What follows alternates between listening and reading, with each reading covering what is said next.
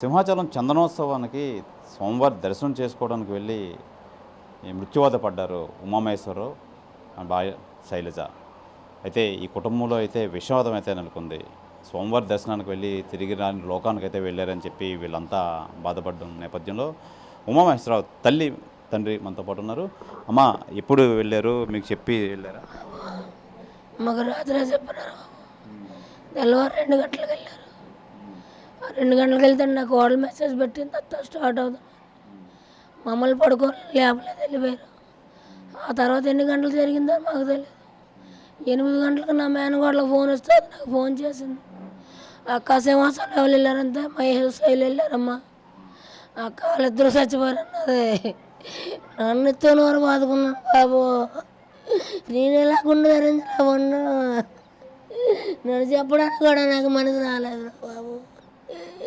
నా బంగారు కొడుకు కోడలు నా ఎలా నవ్వుకొని చూద్దాను చూడు బాబు. ఇలా అడిగినది నా కొడుకు కోడలు తెస్తారమ్మ మీరు, మమ్మల్ని ఇద్దరిని వచ్చి మనరా, మేము వెళ్ళలేదు, నేను వెళ్ళలేదు ఉండిపోనమ్మా, వస్తే ఇద్దరు రండి నా ఇద్దరు ఉండిపోను అన్నాడు నా కొడుకు. అది నేను రాను డాడీ అన్నాను. నువ్వు వద్దని చెప్పు నా బాగున్ను బాబు, మా ఎత్త వద్దన్నది ఉండిపోనేమో. తెల్లవారుకి 1:52 బయలుదేరారు. ఈ ఇంటికాని నాకు కొత్త ఇంటికాడి నుంచి బయలుదేరారమ్మా. నా కోడలు మెసేజ్ పెట్టింది, అత్తయ్య మేము స్టార్ట్ అవుతాను అని. 1:52 వాయిస్ మెసేజ్ పెట్టిందమ్మా. ఏదైనా నా కోడలకు సంప్రదించకంటే ఏది చేయదు, ఏ పని చేసినా నాకు చెప్పకుండా చేయదు.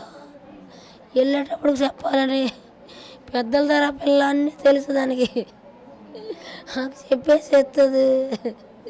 ఈ టైంలో ఏ టైంలో జరిగిందో నాకు తెలియదు. తర్వాత మాకు 5 నిమిషాల దాకా 8 గంటలకు ఫోన్ వచ్చింది. ఆ తర్వాత చూస్తే పొట్టోళ్ళు రక్తం పడకల్లో ఉన్నారు బాబు, నేనెలా భరించేది.